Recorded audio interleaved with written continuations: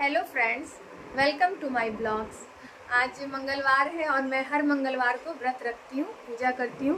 तो ये व्रत पूजा किस तरह करती हूँ और आज मैं आपको दिखाऊंगी। ऐसे मंगलवार का व्रत तो मोस्टली मतलब जेंट्स ही करते हैं, लेकिन मैं शुरू से करते आ रही हूँ तो मैं व्रत करती हूँ। तो आज मैं आपको दिखाऊंगी कि किस तरह से हनुमान जी का पूजा होता है, कथा होता है। तो बने रहे। ये मेरा छोटा सा प्यारा सा मंदिर है, ये देखिए। ये मैंने खुद ही डिज़ाइन करवाया था। ये मेरा प्यारा सा छोटा सा मंदिर है, इसमें सभी भगवान हैं।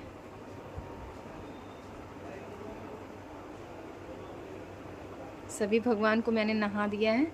अब एक मेरे प्यारे से छोटे से लड्डू गोपाल की बारी है, अब इनको नहलाते हैं।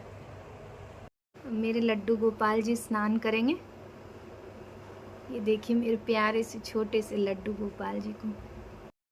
मेरे छोटे से प्यारे से लड्डू गोपाल जी स्नान कर रहे हैं।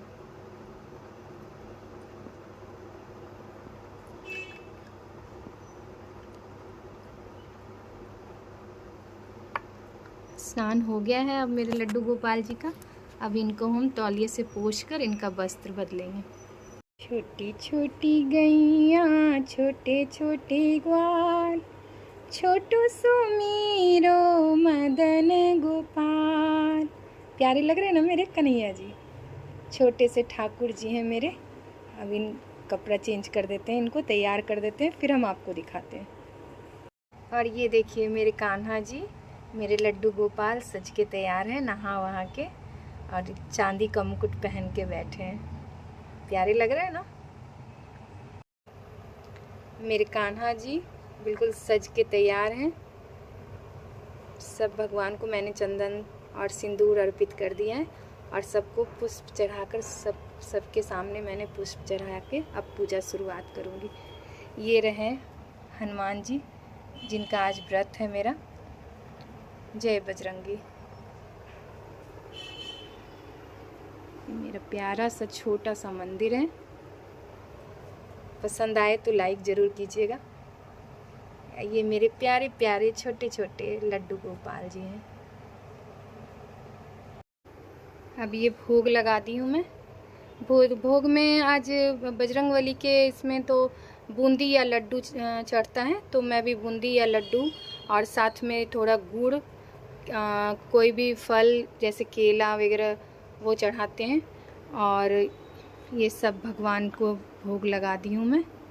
और ये मेरे कान्हा जी का भी है, जिसमें मिश्री, जो उनको बहुत माखन मिश्री पसंद है, तो वो मैं मिश्री का भोग डेली लगाती हूँ।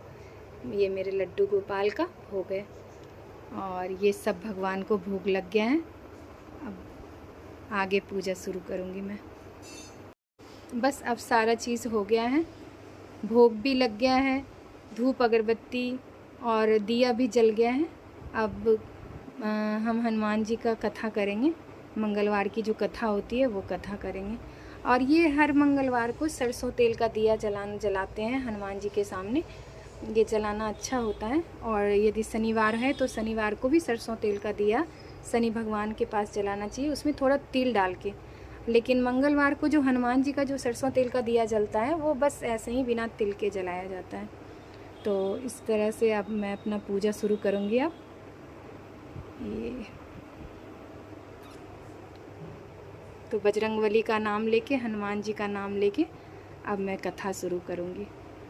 जय बजरंगबली की जय, बोलिए हनुमंत बाबा की जय, मंगल देव की जय। तो कथा शुरू होगी। जो मैं मोबाइल पे ही कथा सुन लेती हूँ। ऐसे तो लोग किताब भी पढ़ते हैं, लेकिन ये कथा मैं मोबाइल पे ही सुन लेती हूँ। तो कथा अब आरंभ करते हैं। बोलिए बजरंगबली हनुमान की जय। हेलो फ्रेंड्स, जय माता दी। कैसे हैं आप सब दोस्तों? आज मंगलवार है और मंगलवार को हम सब मिलकर के गाते हैं, आज मंगलवार है, बालाजी का वार है, सच्चे मन से जो कोई ध्यावे उसका बेड़ा पार है। बोलिए बजरंगबली हनुमान की जय। आज हम मंगलवार व्रत की कथा पढ़ेंगे और ध्यान से सुनेंगे। व्यास जी कहते हैं, एक बार नैमिषारण्य तीर्थ में 80,000 मुनि एकत्र होकर के पुराणों के ज्ञाता श्री सूत जी से पूछने लगे, हे महामुने, आपने हमें अनेक पुराणों की कथा सुनाई है। अब कृपा करके हमें ऐसा व्रत और कथा बताएं जिसके करने से संतान की प्राप्ति हो और मनुष्य को रोग हो, शोक हो, अग्नि हो, सर्व दुख हो आदि का भय दूर हो, क्योंकि कलयुग में सभी जीवों की आयु बहुत कम है। फिर इस पर उन्हें रोग चिंता के कष्ट लगे रहेंगे तो फिर वह श्री हरि के चरणों में अपना ध्यान कैसे लगा सकेंगे। तब श्री सूत जी कहते हैं, हे मुनियों, आपने लोक कल्याण के लिए बहुत ही उत्तम बात पूछी है। एक बार युधिष्ठिर ने भगवान श्री कृष्ण से लोक कल्याण के लिए यही प्रश्न किया था। तब भगवान श्री कृष्ण और युधिष्ठिर का जो संवाद हुआ वो मैं तुम्हारे सामने कहता हूँ, ध्यान से सुनो। एक समय पांडवों की सभा में श्री कृष्ण जी बैठे हुए थे। तब युधिष्ठिर ने भगवान श्री कृष्ण से प्रश्न किया, हे प्रभु नंद नंद गोविंद, आपने मेरे लिए अनेकों कथा सुनाई है। आज आप कृपा करके ऐसे व्रत या कथा सुनाए जिसके करने से मनुष्य को रोग, चिंता का भय ये समाप्त होते हैं और उसको पुत्र की प्राप्ति हो।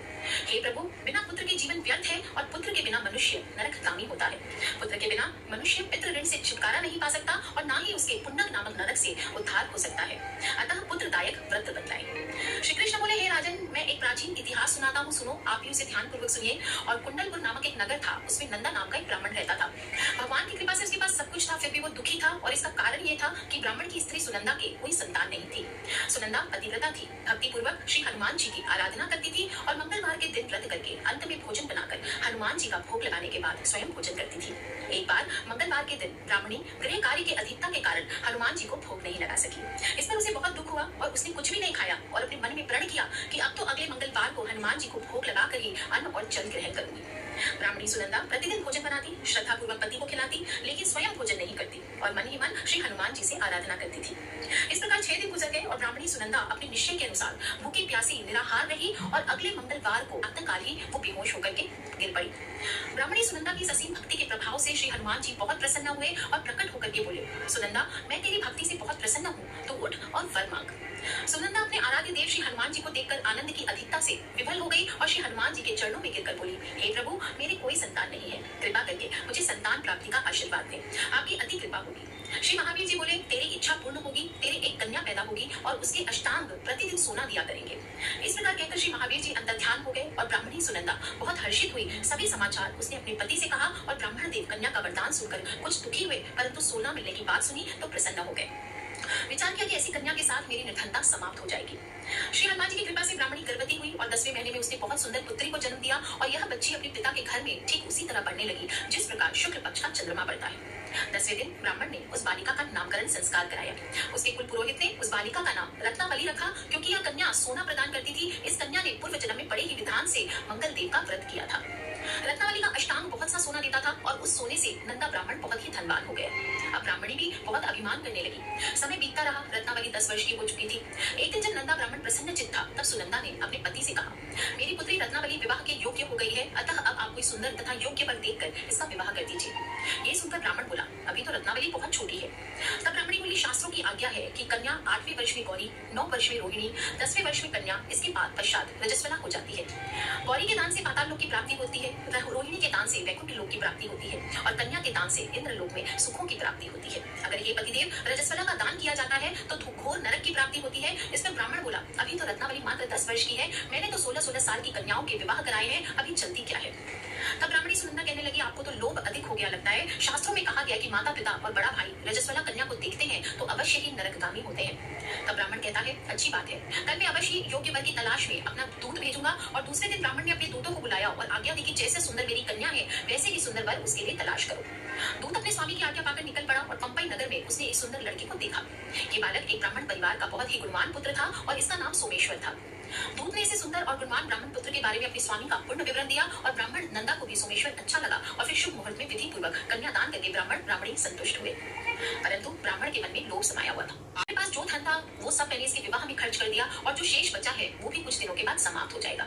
मैंने तो इसका विवाह करके बहुत बड़ी भूल कर दी। अब कोई ऐसा उपाय हो कि रत्नावली मेरे घर में ही बनी रहे, अपने ससुराल न जाए। लोभ रूपी राक्षस ब्राह्मण के दिमाग पर छाता जा रहा था और रात भर वो अपनी शैया पर बेचैनी से करवटें बदलते बदलते एक बहुत ही क्रूर निर्णय लिया। उसने विचार किया, जब रत्नावली को लेकर उसका पति सोमेश्वर अपने घर के लिए जाएगा तो वो मार्ग में छिपकर सोमेश्वर का वध कर देगा और अपनी लड़की को अपने घर वापस ले आएगा, जिससे नियमित रूप से उसे सोना भी मिलता रहेगा और समाज का कोई मनुष्य उसे दोष भी नहीं दे सकेगा। प्रातः काल हुआ। नंदा और सुनंदा ने अपने जमाई तथा लड़की को बहुत सारा धन देकर विदा किया। सोमेश्वर अपनी पत्नी रत्नावली को लेकर ससुराल से अपने घर की तरफ चल दिया। ब्राह्मण नंदा महान लोभ के वशीभूत होकर अपनी मति खो चुका था। पाप पुण्य का उसे विचार न रहा और उसने भयानक और क्रूर निर्णय को कार्य रूप देने के लिए उसने अपने दूत के मार्ग में अपने जमाई का वध करने के लिए भेज दिया, ताकि रत्नावली से प्राप्त होने वाला सोना उसे हमेशा मिलता रहे और वो कभी भी निर्धन ना हो। ब्राह्मण के दूत ने अपने स्वामी की आज्ञा का पालन करते हुए उसके जमाई सोमेश्वर का मार्ग में ही वध कर दिया। समाचार प्राप्त कर ब्राह्मण नंदा मार्ग में पहुंचा और रुदन करती हुई अपनी पुत्री रत्नावली से बोला, हे पुत्री, मार्ग में लुटेरों ने तेरे पति का वध कर दिया है। भगवान की इच्छा के आगे किसी का कोई वश नहीं चलता। अब तू घर चल और वहां पर ही रहकर शेष जीवन व्यतीत करना। जो भाग्य में लिखा है वो ही होगा। अपने पति की अकाल मृत्यु से रत्नावली बहुत दुखी थी और करुण क्रंदन व रुदन करते हुए अपने पिता से बोली, हे पिताजी, इस संसार में जिस स्त्री का पति नहीं है उसका जीना व्यर्थ है। मैं अपने पति के साथ अपने शरीर को जला दूंगी और सती होकर अपने इस जन्म को, माता पिता के नाम को तथा सास ससुर के यश को सार्थक करूंगी। ब्राह्मण नंदा अपनी पुत्री रत्नावली के वचनों को सुनकर बहुत दुखी हुआ और विचार करने लगा, मैंने व्यर्थ ही जमाई का वध करके पाप अपने सिर ले लिया। रत्नावली तो उसके पीछे अपने प्राण तक देने को तैयार बैठी है। मेरा तो दोनों तरफ से मरण हो गया। धन तो मिलेगा नहीं, जमाई वध के पाप के फलस्वरूप यम यातना भी भुगतनी पड़ेगी। यह सोचकर वह और खिन्न हो गया। सोमेश्वर की चिता बनाई गई। रत्नावली सती होने की इच्छा से अपने पति का सिर अपनी गोद में रखकर चिता में बैठ गई और जैसे ही सोमेश्वर की चिता को अग्नि लगाई गई वैसे ही प्रसन्न हो मंगल देव वहां प्रकट हुए और बोले, हे रत्नावली, मैं तेरे पति भक्ति से बहुत प्रसन्न हूँ, तू वर मांग। रत्नावली ने अपने पति का जीवन दान मांगा। तब मंगल देव बोले, रत्नावली, तेरा पति अजर अमर है, यह महाविद्वान भी होगा और इसके अतिरिक्त तेरी जो इच्छा हो वर मांग। तब रत्नावली बोली, हे ग्रहों के स्वामी, यदि आप मुझ पर प्रसन्न हैं तो मुझे ये वरदान दीजिए कि जो भी मनुष्य मंगलवार के दिन प्रातः काल लाल पुष्प लाल चंदन से पूजन करके आपका स्मरण करेगा उसको रोग व्याधि न हो, स्वजनों का कभी वियोग न हो, सर्प हो, अग्नि हो, शत्रुओं का इनका भय न रहे। जो स्त्री मंगलवार का व्रत करे वह कभी विधवा न हो। मंगलदेव तथास्तु कहकर अंदर ध्यान हो गए और सोमेश्वर मंगलदेव की कृपा से जीवित हो उठे और रत्नावली अपने पति को पुनः प्राप्त कर बहुत प्रसन्न हुई और मंगलदेव का व्रत प्रत्येक मंगलवार को करके व्रतराज और मंगलदेव की कृपा से इस लोक में सुख ऐश्वर्य को भोगते हुए अंत में अपने पति के साथ स्वर्गलोक हो गई। बोलिए मंगलदेव की जय, हनुमंत बाबा की जय, जय बजरंग बली की जय।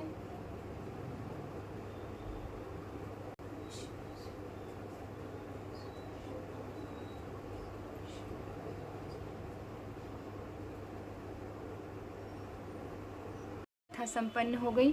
अब इसके बाद आरती करेंगे। अब हम चलते हैं, आरती की तैयारी करते हैं। बोलिए बजरंग बली हनुमान की जय।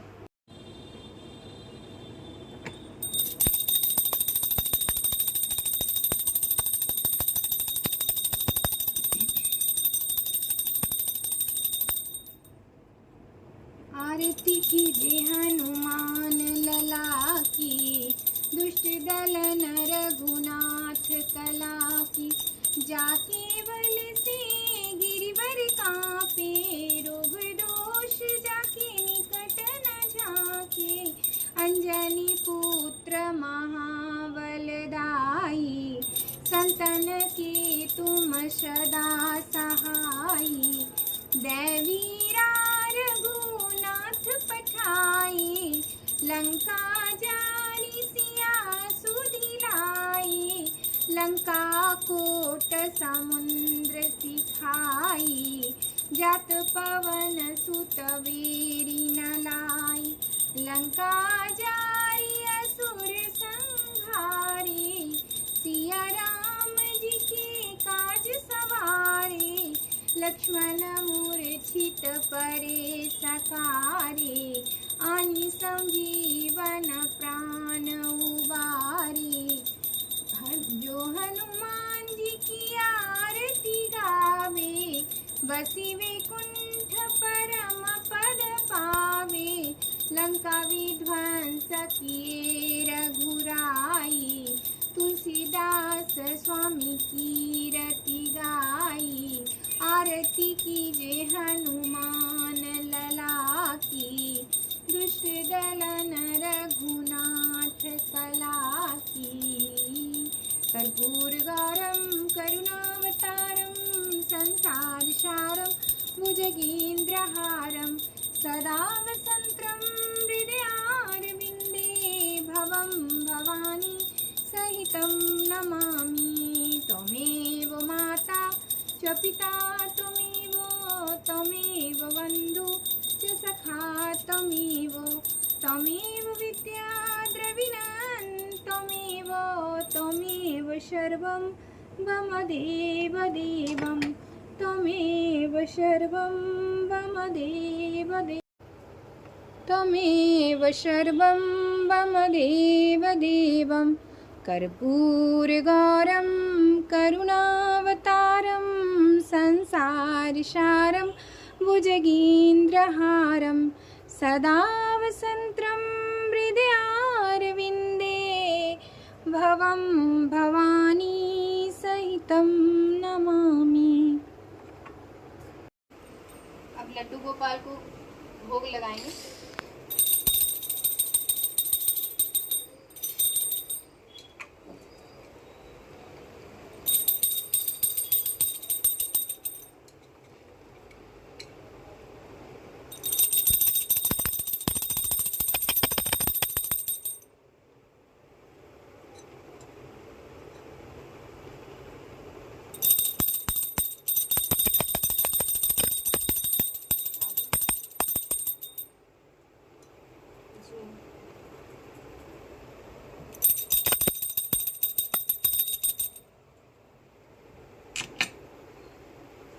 अब मेरे लड्डू गोपाल को भोग लग गया है, इनका मुंह पोंछ देंगे थोड़ा।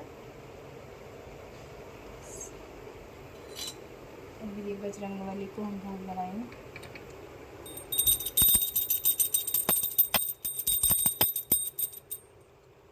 जय